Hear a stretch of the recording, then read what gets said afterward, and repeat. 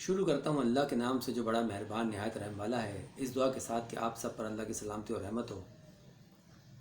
آج آپ کے سامنے اہل حدیثوں کے ایک مشہور عالم دین قاری خلیل الرحمن صاحب کے مردوں کے سننے سے متعلق ان کے کمزور موقف کا ایک جائزہ پیش کروں گا،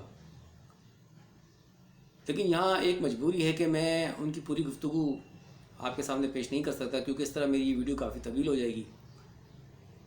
تو میں ان کی گفتگو کا صرف وہ حصہ پیش کروں گا جہاں سے ان کی باتوں کا تضاد ثابت ہوتا ہے یا جہاں انہوں نے کوئی غلط بیانی سے کام لیا ہوگا۔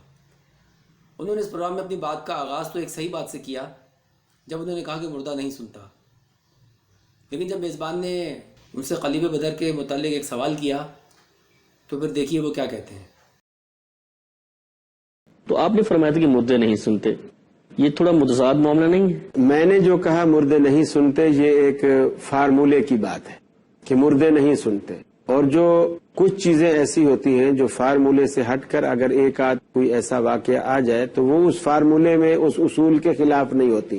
جیسے مثال کے طور پر یہ فارمولہ ہے کہ ہر بچہ دنیا میں آنے والا ماں اور باپ کے ملاپ سے پیدا ہوتا ہے۔ دنیا میں آنے والا ہر بچہ ماں اور باپ کے ملاپ سے پیدا ہوتا ہے۔ لیکن ہم یہ گفتگو کر چکے ہیں کہ عیسیٰ علیہ الصلوۃ والسلام بغیر باپ کے پیدا ہوئے، ان کی ماں ہے، باپ نہیں ہے۔ لیکن کوئی شخص عیسیٰ علیہ السلام کے اس واقعے کو جو ایک استثنائی صورت رکھتا ہے، اس واقعے کو دلیل بنا کر کوئی شخص یہ نہیں کہہ سکتا کہ بچے پیدا ہی بغیر باپ کے ہوتے ہیں۔ یہاں قاری صاحب کی اس بات سے تو ہر صاحب عقل و دانش اتفاق کرے گا کہ جو انہوں نے استثناء کے قانون کے متعلق فرمائی، اور میں خود بھی انہی قوانین کی وجہ سے معجزات پر ایمان رکھتا ہوں، لیکن بات یہ کہ قلیب بدر کے واقعے میں تو ایسی استثناء والی صورتحال کوئی پیدا ہی نہیں ہوئی تھی، یعنی وہاں تو کوئی معجزہ رونما ہوا ہی نہیں تھا، مگر اس کے باوجود دیکھیے وہ کیا فرماتے ہیں۔ دوسری بات یہ کہ اللہ رب العالمین نے جو رسول صلی اللہ علیہ وسلم نے فرمایا انہم لیعلمون الآن، کہ یہ لوگ اس وقت جان رہے ہیں، اس کا معنی یہ ہے کہ یہ کوئی معمول نہیں ہے، فارمولہ نہیں ہے۔ اس وقت اللہ نے میری بات انہیں سنوانے کے لیے ان کو سننے کی صلاحیت دے دی ہے، اس وقت، نہ اس سے پہلے تھی نہ اس کے بعد ہوگی۔ الآن کے الفاظ اس کو ٹھپا لگا رہے ہیں کہ حد بندی کر رہے ہیں، اس سے پہلے بھی نہیں اور اس کے بعد بھی نہیں، الآن، اس وقت اور آج کی بات ہے، اور اس کے بعد بات ختم ہے، قصہ ختم ہے۔ تو آپ نے سنا کہ انہوں نے اس واقعے کو عام صورتحال سے ہٹ کر قرار دیا اور کہا یہ کوئی معمول کا واقعہ نہیں تھا، یعنی ان کے مطابق اللہ تعالیٰ نے معجزاتی طور پر مردوں کو سننے کی صلاحیت پیدا کر دی تھی، جس کی بنا پر اللہ کے رسول صلی اللہ علیہ وسلم جو ہے وہ مردوں سے کلام کر رہے تھے۔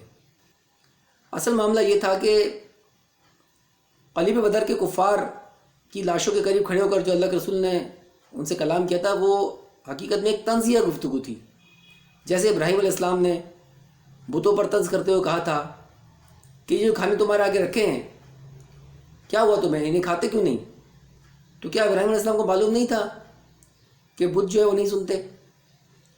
تو جس طرح انہوں نے بتوں کو طنزیہ انداز میں خطاب کیا تھا، بالکل اسی طرح اللہ کے رسول صلی اللہ علیہ وسلم نے قلیب بدر کے جو کفار تھے ان کی لاشوں کو طنزیہ مخاطب کیا تھا۔ اس کا مطلب یہ نہیں تھا کہ وہ سن رہے ہیں، اور اسی بات کو قاری جو خلیل الرحمن صاحب ہیں وہ خود بھی مطلب اس کی تائید کرتے ہیں۔ یہ کلپ دیکھیے۔ آپ اس بات میں کیا کہتے ہیں کہ وہ جو کہا گیا کہ جب آپ قبرستان میں جائیں تو سلام کہیں اور آپ کا سلام ان تک پہنچایا جاتا ہے، بلکہ وہ سلام کا جواب بھی دیتے ہیں، کیا یہ حدیث درست ہے یا یہ موقف درست ہے؟ اس بارے میں آپ کیا کہتے ہیں؟ دیکھیے، یہ بات درست ہے کہ جب آپ قبرستان جائیں تو آپ انہیں سلام کریں، لیکن یہ بات درست نہیں ہے کہ آپ سلام اس نظریے سے کریں کہ چونکہ وہ سن رہے ہیں اور چونکہ وہ جواب دیں گے لہٰذا ہمیں سلام کرنا چاہیے۔ تو آپ نے دیکھا کہ قاری صاحب نے خود بھی اس بات کو کنفرم کر دیا کہ مردے کو سلام کرنا اس سے ثابت نہیں ہوتا کہ مردہ جو ہے وہ سن رہا ہے۔ اس کے باوجود اللہ کے رسول کے اس کلام کو جو انہوں نے مردوں سے کیا، یہ سمجھتے ہیں کہ مردے واقعی سن رہے تھے، اور وجہ اس کی یہی ہے کہ وہ اس سنانے کو معجزہ خیال کرتے ہیں، حالانکہ اس موقع پر جو آیت اتری ہے وہ تو اس بات کی نفی کرتی ہے۔ سورہ فاطر 35 آیت 19 تا 23، ترجمہ محمد جناح گڑھی۔ اور اندھا اور آنکھوں والا برابر نہیں، اور نہ تاریکی اور روشنی، اور نہ چھاؤں اور نہ دھوپ، اور زندہ اور مردے برابر نہیں ہو سکتے۔ اللہ تعالیٰ جس کو چاہتا ہے سنا دیتا ہے اور آپ ان لوگوں کو نہیں سنا سکتے جو قبروں میں ہیں، آپ تو صرف ڈرانے والے ہیں۔ اللہ تعالیٰ نے اس آیت میں پہلے تو واضح کیا کہ زندہ مردہ برابر نہیں ہو سکتے، پھر واضح کیا کہ اللہ مردوں کو سنا سکتا ہے، مگر تم میرے رسول ہو کر بھی مردوں کو نہیں سنا سکتے۔ تو اس پر یہ کہتے ہیں کہ وہ تو ہم بھی مانتے ہیں کہ صرف اللہ ہی سنا سکتا ہے، محمد صلی اللہ علیہ وسلم کو تو اللہ تعالیٰ معجزاتی طور پر سنوا رہے تھے۔ پہلی بات تو یہ کہ اس آیت میں سنوانے کا کوئی ذکر ہی نہیں ہے، اس میں تو سنانے کی بات ہے کہ اللہ سنا سکتا ہے اور کوئی دوسرا نہیں سنا سکتا، اور یہ کیا کہہ رہے ہیں کہ اللہ نے سنوا دیا۔ اگر یہ ایسا جان بوجھ کر کر رہے ہیں تو یہ آیت کی تحریف کہلائے گی۔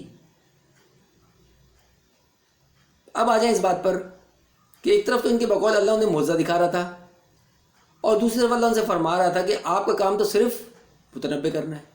آپ دیکھیے یہ کوئی تک بنتی ہے؟ مثلا ایک پڑوسی جو ہے وہ کہیں جانے کے لیے سواری دیکھ رہا ہو اور اسے مل نہ رہی ہو، اور میں اسے خود کہہ دوں کہ یار آپ ایسے کریں میری بائک لے جائیں، اور وہ میری بائک لے جائے، اور لے جا کے پھر جب اپنے کام سے واپس وہ میرے پاس بائک چھوڑنے آئے تو میں اس سے کہوں یار یہ آپ جو ہے میری بائک لے گئے نا، یہ آپ کو یہ کام نہیں کرنا چاہیے تھا، تو کہیں گے یار آپ نے خود ہی تو مجھے یہ مطلب اپنی بائک دی تھی لے جانے کے لیے، تو اب آپ مجھے خود ہی جو ہے نا یہ کہہ رہے ہیں کہ بھائی یہ تو آپ کو نہیں کرنا چاہیے تھا۔ تو بالکل اسی طرح کی یہ بات کر رہے ہیں کہ اللہ تعالیٰ نے خود اپنے رسول کو یعنی کہ معجزاتی طور پر سنوا رہے ہیں، اور ساتھ ہی اللہ تعالیٰ یہ کہہ رہے ہیں کہ یہ جو ہے نا آپ کا کام نہیں ہے مردوں کو سنانا، آپ کا کام تو صرف جو ہے نا لوگوں کو متنبع کرنا ہے۔ آپ خود سوچیں اس کی کوئی آپس میں بات مطلب یہ میچ ہوتی ہے؟ یہ دو مختلف باتیں آپس میں میچ ہوتی ہیں؟ نہیں ہوتی نا، یہ وہی کام کر رہے ہیں۔ اب دیکھیے کہ حضرت عائشہ صدیقہ رضی اللہ تعالیٰ عنہ جو ہے نا وہ اس واقعے کو کیا قرار دیتی ہیں۔ بخاری کی روایت دیکھیے، مجھ سے عثمان نے، ہم سے عبدہ نے، ان سے حشام نے، ان سے ان کے والد نے، اور ان سے ابن عمر رضی اللہ عنہما نے بیان کیا کہ نبی کریم صلی اللہ علیہ وسلم نے بدر کے کنویں پر کھڑے ہو کر فرمایا، کیا جو کچھ تمہارے رب نے تمہارے لیے وعدہ کر رکھا تھا اسے تم نے سچا پا لیا؟ پھر آپ صلی اللہ علیہ وسلم نے فرمایا، جو کچھ میں کہہ رہا ہوں یہ اب بھی سن رہے ہیں۔ اس حدیث کا ذکر جب حضرت عائشہ صدیقہ رضی اللہ عنہا سے کیا گیا تو انہوں نے کہا کہ آپ صلی اللہ علیہ وسلم نے یہ فرمایا تھا کہ انہوں نے اب جان لیا ہوگا کہ جو کچھ میں نے ان سے کہا تھا وہ حق تھا۔ تو معلوم ہوا کہ جب انہوں نے یہ بات سنی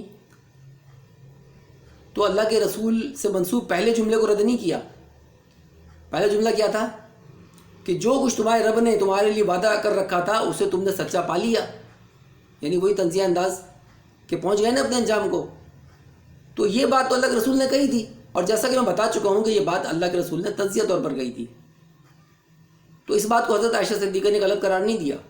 مگر جو دوسری بات اللہ کے رسول سے منسوب کی جا رہی ہے، جسے عمر رضی اللہ تعالیٰ عنہ کے جواب میں کہا گیا تھا کہ جو کچھ میں کہہ رہا ہوں یہ مردے اب بھی سن رہے ہیں، اس بات کو حضرت عائشہ صدیقہ نے جو نا تسلیم نہیں کیا، انہوں نے اس کی تردید فرمائی اور تصحیح یہ کی کہ انہوں نے تو یہ کہا تھا کہ انہوں نے یعنی ان مردوں نے اب جان لیا ہوگا کہ جو کچھ میں نے ان سے ان کی زندگی میں کہا تھا وہ حق تھا۔ دیکھا آپ نے، انہوں نے حضرت عائشہ صدیقہ نے وہ جو سننے والی بات تھی نا اس کی تردید کر دی۔ تو اس طرح یہ ثابت ہوا کہ حضرت عائشہ صدیقہ کی رضی اللہ تعالیٰ عنہ کی نظر میں بھی یہ معجزہ نہیں تھا۔ اور میں یہ بھی بتا دوں کہ وہ لوگ جو اس واقعے کو معجزہ مانتے ہیں ان میں کچھ ایسے بھی ہیں جو یہ اعتراف کرتے ہیں کہ حضرت عائشہ صدیقہ رضی اللہ تعالیٰ عنہ اس کو معجزہ نہیں مانتی تھیں، بلکہ انہوں نے اس واقعے کو عام قانون پر لیا تھا۔ دیکھیے اب میں آپ کے سامنے بڑی ایک اہم بات رکھنے والا ہوں۔ فرض کریں کہ یہ آیت نہ بھی اترتی اور یہ حدیث بھی موجودہ نہ ہوتی اور یہ ایک معجزہ ہی ہوتا، تب بھی اس کی یہ شکل نہ ہوتی جو شکل یہ بتاتے ہیں۔ پھر اس کی شکل یہ ہوتی کہ وہ مردے جن کو اللہ کے رسول تنزیہ طور پر کلام کر رہے تھے نا، وہ باقاعدہ زندہ ہو کر ان کے جو پوچھے ہوئے سوال کا جواب دیتے۔ یہ ہوتی پھر شکل اس کی۔ یہ بڑی ہی اہم بات ہے جسے یہ لوگ نظر انداز کرتے ہیں، کیونکہ اللہ تعالیٰ نے جب بھی کسی مردے سے کلام کیا ہے بے شک معجزاتی طور پر اسے پہلے زندہ کیا ہے، زندہ کر کے پھر سنایا ہے۔ یہ بات قرآن مجید میں بھی موجود ہے، یہ بات یہ احادیث میں بھی موجود ہے۔ اور یہ کیوں ضروری ہے؟ یہ اس لیے ضروری ہے کہ فرض کریں کہ کوئی مردہ جو ہے نا مردہ حالت میں ہی سننے کے قابل ہو جائے، کوئی مردہ جو ہے شخصیت ہے وہ مردہ حالت میں ہی جو ہے نا سن رہی ہے۔ اب آپ بتائیے اس پوری تعلیم کا کیا بنے گا جو اللہ تعالیٰ نے شرک روکنے کے لیے قرآن کی آیات میں بھی اور اس سے پہلے بھی، یعنی کہ پچھلے انبیاء کو بھی جو اللہ تعالیٰ نے جو تعلیم دی تھی اس میں تو یہی بتایا تھا نا کہ یہ جو مردے ہوتے ہیں سنتے نہیں ہیں. تو اگر مردہ حالت میں سننے لگ جائے گا تو وہ پوری تعلیم بے اثر ہو جائے گی.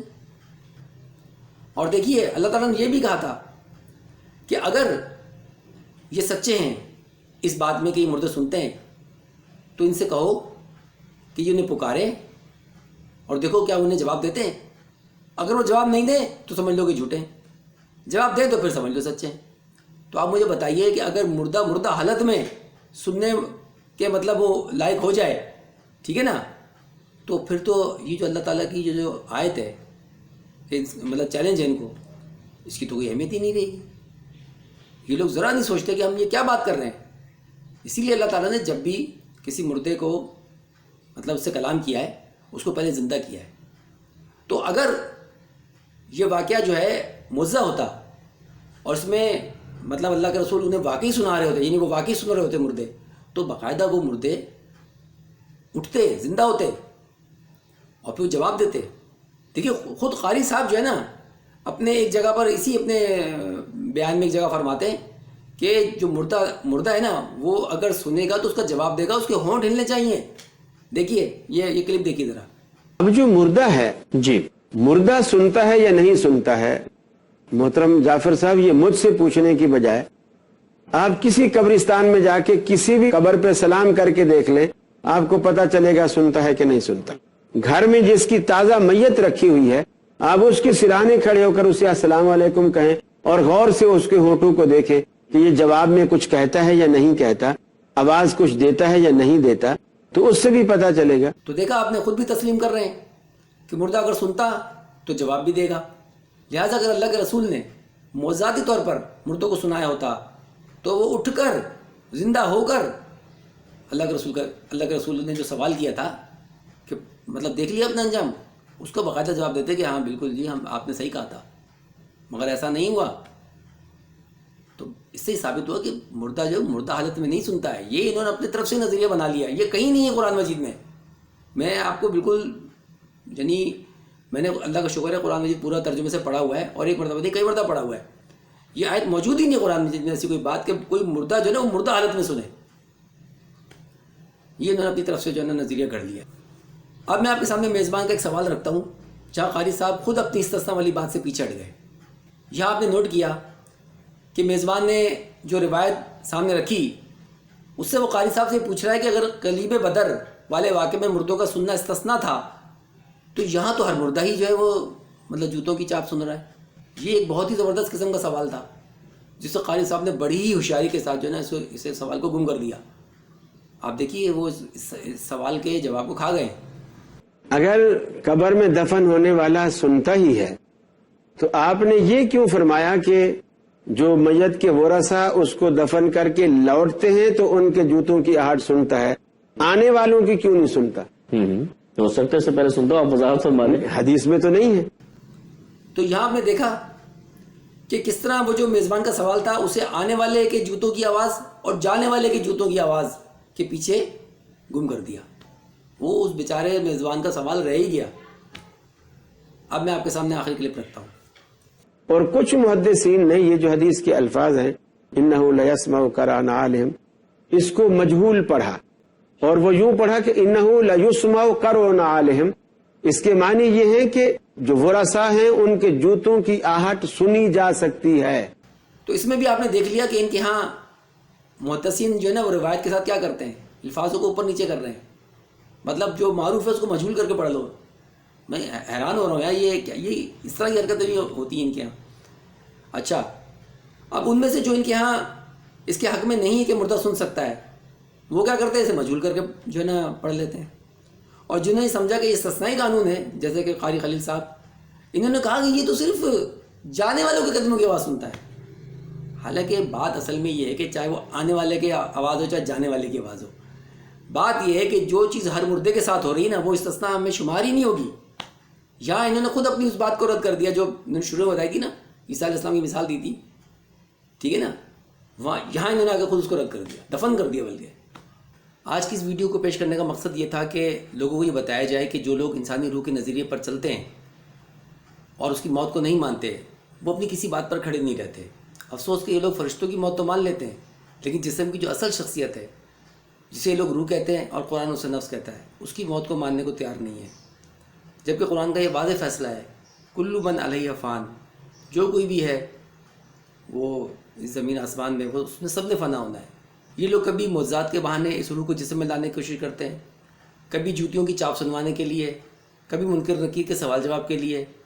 کچھ کے نزدیک یہ جسم میں واپس آ جاتی ہے، کچھ کے نزدیک یہ بالکل واپس نہیں آتی، اور کوئی ایسے بھی ہیں جو درمیانہ راستہ نکالتے ہیں، کہتے ہیں واپس تو نہیں آتی لیکن وہ اس کا تعلق رہتا ہے مطلب اس روح جسم کے ساتھ. چونکہ یہ سب جھوٹ پر کھڑے ہیں اس لیے ان کے یہاں اختلافات کے ڈھیر ہیں. کسی ویڈیو میں انشاءاللہ میں آپ کے سامنے وہ بھی رکھوں گا. آج کے لیے بس اتنا کافی ہے. اگلی ویڈیو تک کے لیے اجازت، اس دعا کے ساتھ کہ اللہ ہم سب کو صراط مستقیم پر چلنے کی توفیق عطا فرمائے. وآخر دعوانا ان الحمدللہ رب العالمین. تمام دوستوں سے گزارش ہے کہ میرے YouTube چینل جانب حق کو سبسکرائب کریں. شکریہ.